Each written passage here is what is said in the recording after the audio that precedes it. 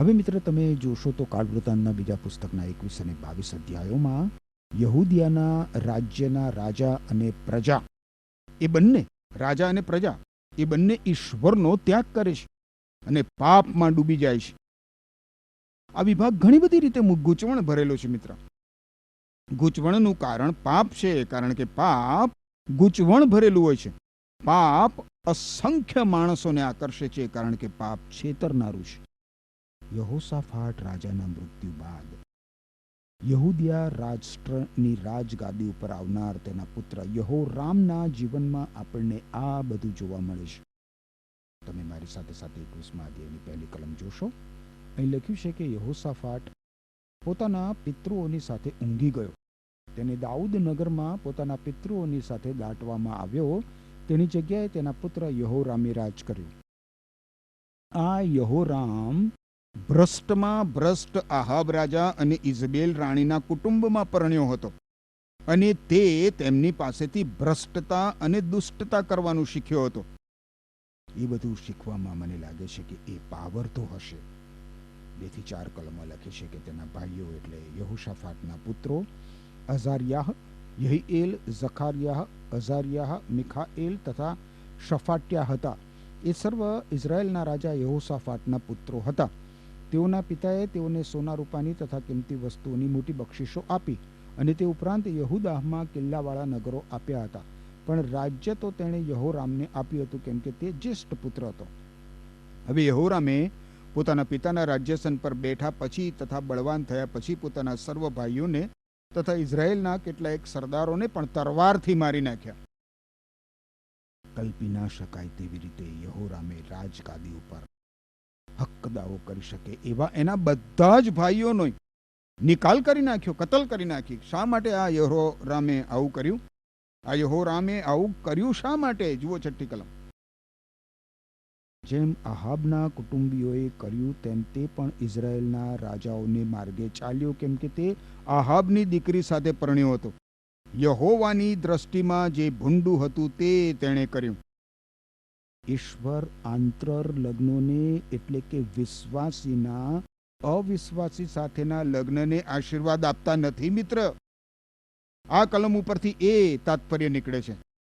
7મી કલમ કહે છે, તો પણ યહોવાએ દાઉદની સાથે જે કરાર કર્યો હતો તેને લીધે અને તેને તથા તેના વંશજોને તેના રાજ્ય કાયમ રાખવાનું તેણે જે વચન આપ્યું હતું તેને લીધે દાઉદના કુટુંબનો નાશ કરવા તે ચાહતો નહોતો. ઈશ્વર ચાહતા નહોતા. આ યહોરામ રાજા એટલો તો ભ્રષ્ટ હતો કે એનો અને દાઉદના સમગ્ર વંશનો ઈશ્વરે અંત આણી દીધો હતો. તો પણ કશું ખોટું નહોતું, પરંતુ ઈશ્વર તેમના વચનને વફાદાર છે, વિશ્વાસુ છે મિત્ર. ઈશ્વરે દાઉદ રાજા સાથે કરાર કર્યો હતો ને એટલે ઈશ્વર દાઉદ રાજાના વંશવેલાનો અંત લાવી દેતા નથી. હવે જુઓ, યહોરામ રાજા ઈશ્વરનો ન્યાય ચુકાદો આ યહોરામ રાજા ઉપર તાત્કાલિક આવી જાય છે. 8 થી 10 કલમો. તેની કારકિર્દીમાં અદોમે યહૂદાની સામે બળવો કરીને પોતાના ઉપર એક જુદો રાજા ઠરાવ્યો. ત્યારે યહોરામે પોતાના સરદારો તથા પોતાની સાથે સર્વ રથો લઈને તેમના પર ચડાઈ કરી. તેણે રાત્રે ઉઠીને પોતાની આસપાસ ઘેરો ઘાલનાર અદોમીઓને તથા રથાધિપતિઓને મારી નાખ્યા. એ પ્રમાણે બળવો કરીને અદોમ યહૂદાના તાબા નીચેથી નીકળી ગયો ને આજ સુધી તેમ જ છે. પછી તે જ વેળાએ લિબ્નાહે પણ તેની સામે બળવો કર્યો, કેમ કે તેણે પોતાના પિતૃઓના દેવ યહોવાનો ત્યાગ કર્યો હતો. ઈશ્વર યહોરામ રાજા ઉપર શા માટે ન્યાય ચુકાદો આવી પડ્યો એની સ્પષ્ટતા અહીંયા કરે છે. ઈશ્વરનું વચન કહે છે કે આ ન્યાય ચુકાદો ઈશ્વર તરફથી આવ્યો હતો. યહોરામ રાજાએ ઈશ્વરનો ત્યાગ કર્યો અને એટલે એને શાંતિ મળી શકે નહીં મિત્ર. બાઇબલ બહુ સ્પષ્ટ કરે છે કે ઈશ્વર પાપનો ન્યાય કરે જ છે. ઈશ્વર કહે છે કે એ પાપનો ન્યાય કરે છે. આપણામાંના ઘણા બધા આપણા પોતાના જીવનો માટે આવી સાક્ષી આપી શકીએ એમ છીએ, ખરું કે નહીં? ખેર 11મી કલમ જુઓ આગળ. વળી તેણે યહૂદાના પર્વતોમાં ઉચ્ચ સ્થાનો પણ બનાવ્યા ને યરૂશાલેમના રહેવાસીઓની પાસે મૂર્તિ પૂજા કરાવી ને યહૂદાના લોકોને ખોટે રસ્તે દોર્યા. કેટલી ભયંકર વાત છે. આ યહોશાફાટ રાજા લોકોને મૂર્તિ પૂજામાંથી બહાર કાઢી લાવ્યો હતો. આ યરોઆમ રાજાનો પિતા યહોશાફાટ રાજા પોતાની પ્રજાને મૂર્તિ પૂજામાંથી બહાર કાઢી લાવ્યો હતો. ત્યારે તમે જુઓ, એના જ પુત્ર યહોરામે લોકોને મૂર્તિ પૂજામાં પાછા ધકેલી દીધા. હવે એલિયા પ્રબોધક એને એક સંદેશો પાઠવે છે. એલિયા પ્રબોધક, ઈશ્વર યહોરામને પોતાનો સંદેશો પહોંચાડવા એલિયા પ્રબોધકનો ઉપયોગ કરે છે. ઈશ્વરે હંમેશા કઠોર અને મુશ્કેલ સંદેશ પહોંચાડવા માટે એલિયા પ્રબોધકનો ઉપયોગ કર્યો હતો. 12મી કલમ જોશો. એલિયા પ્રબોધક તરફથી એના ઉપર એક પત્ર આવ્યો કે તારા પિતા દાઉદનો દેવ યહોવા એમ કહે છે કે તું તારા પિતા યહોશાફાટને માર્ગે કે યહૂદાના રાજા આસાને માર્ગે ન ચાલ્યો. એલિયા પ્રબોધકે બાઇબલમાં કોઈ પુસ્તક લખ્યું નથી મિત્ર, પરંતુ તેણે યહોરામ રાજાને એક પત્ર જરૂર લખ્યો છે. એણે એના કઠોર પત્રનો આરંભ એની કઠોરતાનું કારણ આપીને કર્યો. શું આપે છે કારણ? તું તારા પિતા યહોશાફાટને માર્ગે કે યહૂદિયાના રાજા આસાને માર્ગે ચાલ્યો નથી. હવે મિત્ર, આપણે એલિયા પ્રબોધકનો સંદેશો વાંચીએ. જુઓ 13 થી 15 કલમ શું કહે છે. ઇઝરાયેલના રાજાઓને માર્ગે ચાલ્યો છું તું, ને આહાબના કુટુંબની પેટે તે યહૂદા તથા યરૂશાલેમના રહેવાસીઓની પાસે મૂર્તિ પૂજા કરાવી છે, અને તારા પિતાના કુટુંબના તારા ભાઈઓ જે તારા કરતા સારા હતા તેઓને પણ તે મારી નાખ્યા છે. તે માટે યહોવા તારી પ્રજાને, તારા વંશજોને, તારી સ્ત્રીઓને તેમજ તારા સર્વસ્વને ભારે ધોકો પહોંચાડશે. તને આંતરડાના રોગની ભારે બીમારી લાગુ પડશે. એ રોગ એટલો બધો વધશે કે તેથી તારા આંતરડા દર વર્ષે ખરી પડશે. બાપ રે બાપ! કોઈ રાજાને આ પ્રકારનો સંદેશો આપવો એ ખરેખર તમને ભારે ખતરનાક કામ નથી લાગતું? પણ આ પ્રકારનો સંદેશો આપનાર તો એલિયા પ્રબોધક જ હોય. કઠોર હતો આ સંદેશ, પણ ઈશ્વર ઈચ્છતા હતા કે એ સંદેશ યહોરામ રાજાને પહોંચાડવામાં આવે. હવે સંદેશમાંની વાત કોઈ અસામાન્ય વાત નથી મિત્ર. એલિયા પ્રબોધક આવો સંદેશો પાઠવે જ પાઠવે. જો કે સંજોગો બહુ જ અસામાન્ય છે. આપણી સમક્ષ આ સંજોગો 3 પ્રશ્નો ઊભા કરે છે. કોણ, ક્યારે અને ક્યાં? પ્રથમ આપણે જોઈએ મિત્ર, કોણ? એલિયા કોણ છે? આ સંદેશ યહોશાફાટ રાજાના પુત્ર રાજા યહોરામને પાઠવવામાં આવ્યો છે. હવે રાજાઓના પુસ્તકમાં કહેવામાં આવ્યું હતું કે યહોશાફાટ રાજાના 18મા વર્ષે એલિયા પ્રબોધકને ઈશ્વરે સ્વર્ગમાં ઊંચકી લીધો હતો. યહોરામ રાજાના રાજ્યકાળમાં એ પૃથ્વી ઉપર નહોતો, અને એમ છતાં આ પત્ર એલિયા પ્રબોધકે જ લખ્યો હતો. હવે આ પરિસ્થિતિ ભૌતિક નહીં પણ અધિભૌતિક હતી, અને ઈશ્વરની કોઈ બાબત અટકાવી શકતી નથી મિત્ર. યાદ રાખજો, ઈશ્વર છે. ઈશ્વર ધારે તે કરી શકે છે મિત્ર. ખેર, હવે બીજો પ્રશ્ન છે, ક્યારે? એલિયાએ આ પત્ર ક્યારે લખ્યો યહોરામ રાજાને? શું એણે સ્વર્ગમાં ઊંચકાઈ ગયા બાદ આ પત્ર લખ્યો હતો? ના, સ્વર્ગમાં ઊંચકાઈ ગયા અગાઉ તેણે આ પત્ર લખ્યો હતો. આ બાબત તો અધિભૌતિક હતી. અને યાદ રાખો મિત્ર, ભવિષ્યવાણી, ભવિષ્ય કથન એ તો અધિભૌતિક હોય છે. આગાહી ભવિષ્ય વિશે કરવામાં આવે છે, તેથી જ તો એને ભવિષ્યવાણી કહેવામાં આવે છે. આના આપણી પાસે તો અનેક ઉદાહરણો છે. પર્સિયાના સાયરસના જન્મ અગાઉ 200 વર્ષ પહેલા યશાયા પ્રબોધક એના વિશે વાત કરી હતી. યશાયા પ્રબોધકે. હવે દાનિયેલ પ્રબોધકે મહાન એલેક્ઝાન્ડર વિશે વાત કરી હતી. એલિશા પ્રબોધકે સિરિયા ઉપર હઝાએલના શાસનની ભવિષ્યવાણી કરી હતી. મીખા પ્રબોધકે તમે જુઓ તો માનવીના અજોડ ઉદ્ધારક પ્રભુ ઈસુ ખ્રિસ્ત બેથલેહેમ નામના નગરમાં જન્મશે એવી આગાહી કરી હતી. માત્ર ઈશ્વર જ આવી સચોટ ભવિષ્યવાણી કરી શકે ને મિત્ર. હવે છેલ્લો પ્રશ્ન છે, ક્યાં? એલિયા પ્રબોધકે આ ભવિષ્યવાણી ક્યાં લખી? એલિયા પ્રબોધક તમે જાણો છો એમ એ તો ઉત્તરના રાજ્ય ઇઝરાયેલનો પ્રબોધક હતો, અને આ એક જ વખત તેણે દક્ષિણના યહૂદિયાના રાજા સાથે વાત કરી છે. હવે એલિયાને ઈશ્વરે સ્વર્ગમાં ઊંચકી લીધો ત્યારે યહોરામ રાજા અંગેનો એનો સંદેશ પરિપૂર્ણ થયો નહોતો. હું માનું છું મિત્ર કે એલિયા બાઇબલમાંના છેલ્લા પુસ્તકના 11મા અધ્યાયમાં દર્શાવેલ 2 સાક્ષીઓમાંનો એક સાક્ષી છે. માનવીએ ઈશ્વરનો ત્યાગ કર્યો હશે એવા સમયમાં એલિયા પ્રભુદા કઠોર સંદેશ ઘોષિત કરશે. વારો મિત્ર, હવે યહોરામ રાજા અંગેના એલિયાના સંદેશની સચોટતા આપણે જોઈએ. 16મી અને 17મી કલમ જુઓ. યહોવાએ પલિસ્તીઓને અને કુશીઓની પડોશમાં વસનાર આરબોને યહોરામની વિરુદ્ધ ઉશ્કેર્યા.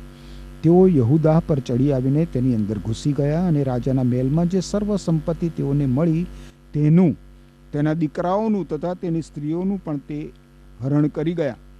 તેથી તેના દીકરાઓમાંના સૌથી નાના યહોઆહાઝ સિવાય તેને એક દીકરો રહ્યો નહીં. આ બધા જ યહોશાફાટને આસા રાજાના સમયમાં શાંતિમાં હતા. હવે એ લોકો જાગૃત થયા છે. યુદ્ધ આવી રહ્યું છે, કારણ કે યુદ્ધ એ પાપનું પરિણામ છે. યુદ્ધ તો ઘરમાં પણ થાય છે, ઘર કુટુંબમાં. અરે, યુદ્ધ માનવીના હૃદયના પાપીપણામાં શરૂ થાય છે મિત્ર. આગળ 18 થી 20 કલમો જોઈએ તો લખ્યું છે ત્યાં, આ સર્વ બનાવ બન્યા પછી યહોવાએ તેને આંતરડાનો અસાધ્ય રોગ ઉત્પન્ન કર્યો. તેથી કેટલોક વખત વીત્યા પછી, એટલે 2 વર્ષને અંતે એ રોગને લીધે તેના આંતરડા ખરી પડ્યા ને એ દુઃખદાયક રોગથી તે મરણ પામ્યો. તેના લોકોએ તેના પિતૃઓને સારું જેવું દહન કર્યું હતું તેવું દહન તેને સારું કર્યું નહીં. તે રાજા થયો ત્યારે તે 32 વર્ષનો હતો. તેણે યરૂશાલેમમાં 8 વર્ષ સુધી રાજ કર્યું. તે લોકોને આકરો થઈ પડ્યો હતો. તેથી તેઓએ તેને દાઉદનગરમાં દાટ્યો ખરો, પણ રાજાઓની કબરમાં નહીં. યહોરામ મૃત્યુ પામ્યો ત્યારે સાચે જ એમ કહી શકાય કે યહૂદિયા રાષ્ટ્રમાંથી ગંદકી દૂર થઈ, કચરો દૂર થઈ ગયો. એને જ્યાં દફનાવવામાં આવ્યો અને તેના પ્રત્યે આદર બતાવવામાં ન આવ્યો, એ જ બાબત સૂચવે છે મિત્ર કે લોકો એને કેટલો બધો ધિક્કારતા હશે. આ પછીના અધ્યાયમાં મિત્ર હવે આપણે જોઈશું કે લોકો એની પત્નીને પણ કેટલી બધી ધિક્કારતા હતા. જુઓ 22મા અધ્યાયની પહેલી કલમ. યરૂશાલેમના રહેવાસીઓએ તેની જગ્યાએ તેના સૌથી નાના પુત્ર અહાઝયાહને રાજા ઠરાવ્યો, કેમ કે આરબોની સાથે છાવણીમાં આવેલા માણસોની ટોળીએ તેના સગડાવડા ભાઈઓને મારી નાખ્યા હતા. એ પ્રમાણે યહુદાના રાજા યહોરામનો પુત્ર અહાઝ્યાહ રાજા થયો. ઘણી બધી વાર રાજાઓના નામો ગૂંચવણ ઊભી કરે છે મિત્ર, કારણ કે એક જ રાજા માટે જુદા જુદા નામોનો ઉપયોગ કરવામાં આવ્યો છે. આ અહાઝિયા રાજાને કાળવૃતાંતના બીજા પુસ્તકના 21મા અધ્યાયની 17મી કલમમાં યહોઆહાઝ તરીકે ઓળખાવવામાં આવ્યો છે.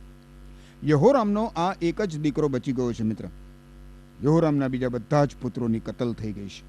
આગળ 2 થી 4 કલમોમાં લખ્યું છે, અહાઝ્યાહ રાજા થયો ત્યારે તે 42 વર્ષનો હતો. તેણે યરૂશાલેમમાં 1 વર્ષ સુધી રાજ કર્યું. તેની માનું નામ અથાલ્યા હતું. તે ઓમ્રીની પુત્રી હતી. તે પણ આહાબના કુટુંબને માર્ગે ચાલ્યો, કેમ કે તેની માં તેને દુષ્ટ કૃત્યો કરવાની સલાહ આપતી હતી. તેણે આહાબના કુટુંબના માણસોની પેટે યહોવાની દ્રષ્ટિમાં જે ભૂંડું હતું તે કર્યું, કેમ કે તેના પિતાના મરણ પછી તેઓએ તેને એવી શિખામણ આપી હતી કે તેથી તેનો નાશ થયો. રાજગાદી ઉપર ખરેખર તો અથાલ્યા રાજરાણી તરીકે બેઠેલી છે મિત્ર. રાજગાદી પરની સત્તા એના હાથમાં છે. એ ભ્રષ્ટ આહાબ રાજા અને ઇઝેબેલ રાણીની દીકરી છે અને ઓમ્રી રાજાની પૌત્રી છે. એણે ક્યારેય પોતાનું સ્થાન છોડ્યું નહીં. એ પોતાના પતિ યહોરામને સાચા ઈશ્વરથી દૂર લઈ ગઈ હતી.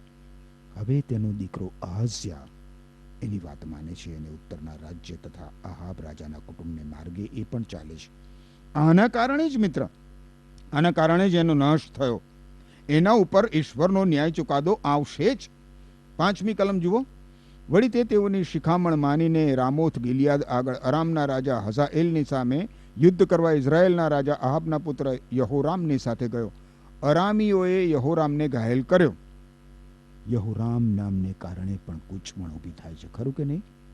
કારણ કે ઉત્તર તેમજ દક્ષિણના રાજ્યોમાં એક એક યહોરામ રાજા હતો. યહૂદિયાનો યહોરામ રાજા મૃત્યુ પામ્યો, બરાબર, એ તો આપણે જોઈ ગયા. હવે એનો દીકરો અહાઝ્યા રાજા બન્યો છે અને હવે તે ઇઝરાયેલના રાજા યહોરામ સાથે સાંઠગાંઠ કરે છે. અરામીઓ સામેના યુદ્ધમાં યહોરામ રાજા ઘાયલ થાય છે. 6ઠી કલમ. રામા આગળ અરામના રાજા હઝાએલની સામે યુદ્ધ કરતા તેને જે ઘા વાગ્યા હતા તેમાંથી સાજો થવાને તે યિઝએલ પાછો ગયો અને તે માંદો હતો. તેથી અહાઝ્યા યિઝએલમાં તેને જોવા ગયો હતો.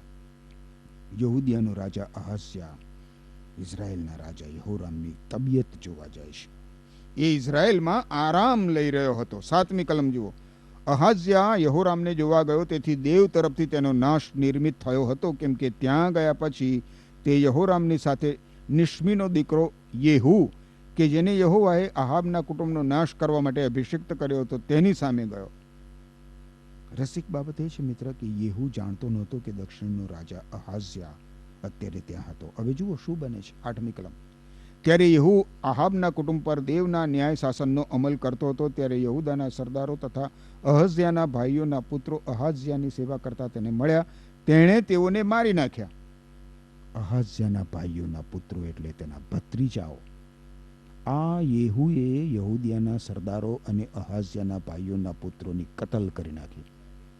આમાંથી અહાઝ્યા રાજા છટકી ગયો અને એટલે યેહુ હવે એનો પીછો કરે છે. યેહુ એને શોધીને એની પણ કતલ કરી નાખે. જુઓ 9મી કલમ. તેણે અહાઝ્યાને શોધ્યો, તે તો સમરૂનમાં સંતાઈ ગયો હતો, પણ યેહુના માણસોએ તેને ત્યાંથી પકડ્યો અને તેને યેહુની પાસે લાવીને તેને મારી નાખ્યો. તેઓએ તેને દાટ્યો, કેમ કે તેઓએ વિચાર્યું કે યહોશાફાટ કે જે પોતાના ખરા અંતઃકરણથી યહોવાની શોધ કરતો હતો તેનો પુત્ર એ છે. હવે અહાઝ્યાના કુટુંબમાં રાજ્ય ચલાવી શકે એવો કોઈ રહ્યો નહોતો. આ એક લોહિયાળ એવો સમયગાળો હતો મિત્ર. ઈશ્વર પાપનો ન્યાય કરે છે, એ સિવાય બીજું કશું જ આની ઉપરથી ફલિત થતું નથી મિત્ર. ઈશ્વર આપણને જણાવવા માંગે છે કે પાપ કરીને મનુષ્ય છટકી શકતો નથી. 10મી કલમ કહે છે કે અહાઝ્યાની માં અથાલિયાને ખબર પડી કે પોતાનો પુત્ર મરણ પામ્યો છે, ત્યારે તેણે ઉઠીને યહૂદાના કુટુંબના સર્વ રાજકુમારોનો નાશ કર્યો. કેટલી કેટલી ભયંકર બાબત અને કેટલી ખતરનાક છે આ મહિલા, એ તમે જુઓ મિત્ર. પોતાના જ પૌત્રોની કતલ કરનાર વ્યક્તિ ખૂની અને અકલ્પ્ય રીતે હલકટ હોય. જો તમે દાદા કે દાદી હો મિત્ર, તો હું માનું છું કે તમારા પૌત્રો કે પૌત્રીઓ પ્રત્યે કેટલી બધી તમારા હૃદયમાં પ્રેરણા અને લાગણી હોય, કેટલી બધી પ્રેમાળ લાગણી હોય. મને નથી સમજાતું કે કેવી રીતે આ ખૂની રાણીએ પોતાના પૌત્રોની કતલ કરી નાખી હશે. એક પૌત્રને છોડીને એણે બીજા બધા જ પૌત્રોની કતલ કરી નાખી, કારણ કે એ પૌત્ર એને જડ્યો નહીં.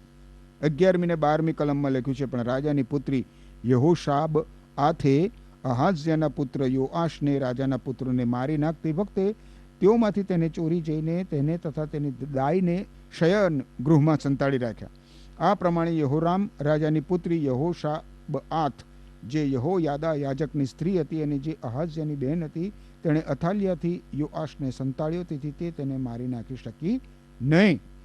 તે રાજકુંવર તેમની સાથે 6 વર્ષ સુધી દેવના મંદિરમાં સંતાઈ રહ્યો. એ દરમિયાન અથાલિયા દેશ ઉપર રાજ કરતી હતી. જો આવું ના બન્યું હોત મિત્ર, તો રાજા દાઉદનો વંશવેલો ખતમ થઈ ગયો હોત અને ઈશ્વરે રાજા દાઉદને તેના વંશવેલામાં માનવીના અજોડ ઉદ્ધારક મસીહના આગમનનું આપેલું વચન ક્યારેય ફળીભૂત ના થઈ શક્યું હોત. તમે જોઈ શકો છો મિત્ર કે પ્રભુ ઈસુ ખ્રિસ્ત સુધી લંબાતો વંશવેલો ખતમ કરી નાખવાના પ્રયત્નો શૈતાને વારંવાર કરીએ જ રાખ્યા છે. તમને યાદ હશે મિત્ર કે મિસર દેશમાં ફારૂન રાજાએ બધા જ પુરુષ બાળકોને ખતમ કરી નાખવાનો હુકમ આપ્યો હતો. હામાનના સમયમાં શૈતાને બધા જ હિબ્રુ લોકોની કતલ કરી નાખવાનો પ્રયત્ન કર્યો હતો. અરે પ્રભુ ઈસુ ખ્રિસ્તના જન્મ પછી શૈતાને હેરોદ રાજાની મારફતે કાર્ય કર્યું અને શું બન્યું? બેથલેહેમની આસપાસ બધા જ પુરુષ બાળકોની કતલ કરાવીને પ્રભુ ઈસુ ખ્રિસ્તનો પણ નાશ કરી નાખવાનો પ્રયત્ન કર્યો હતો શૈતાને, માણસોનો ઉપયોગ કરીને. અને અહીં ફરીથી જુઓ તમે, શૈતાને દાઉદ રાજાના વંશવેલાને ખતમ કરી નાખવાનો પ્રયત્ન કર્યો છે. આ નાનકડો બાળક યોઆશ જ્યારે તેને સંતાડી દેવામાં આવ્યો ત્યારે એ માત્ર 1 વર્ષની ઉંમરનો હતો. 6 વર્ષ સુધી એને ઈશ્વરના મંદિરમાં સંતાડી રાખવામાં આવ્યો અને એ સમય દરમિયાન ઘાતકી અને ખૂની રાણી અથાલિયાએ રાજ કર્યું. પણ ગમે તે હોય મિત્ર, આપણે જોઈ શકીએ છીએ કે ઈશ્વરની યોજનાને અને ઈશ્વરની ઈચ્છાને કોઈ મનુષ્ય અટકાવી શકતો નથી. રાજા દાઉદના વંશવેલાને ટકાવી રાખવાનું ઈશ્વરે વચન આપ્યું હતું. રાજા દાઉદના વંશવેલામાં માનવીના અજોડ ઉદ્ધારક પ્રભુ ઈસુ ખ્રિસ્તના આગમનનું વચન ઈશ્વરે આપ્યું હતું અને ઈશ્વર પોતાના વચન પ્રમાણે આગળ વધે છે. શૈતાન અને મનુષ્ય બંને ભેગા થઈને દાઉદ રાજાના વંશવેલાનો અનેક વખત નાશ કરવાનો પ્રયત્ન કરે છે. પ્રભુ ઈસુ ખ્રિસ્તનું આ પૃથ્વી ઉપર આગમન અટકી જાય ઉદ્ધારક તરીકેનો. એ માટે શેતાને અનેક પ્રયત્નો કર્યા, પણ ઈશ્વરની યોજનાને, ઈશ્વરની ઈચ્છાને શેતાન કે મનુષ્ય બેમાંથી કોઈ ક્યારેય અટકાવી શકે નહીં. આમેન.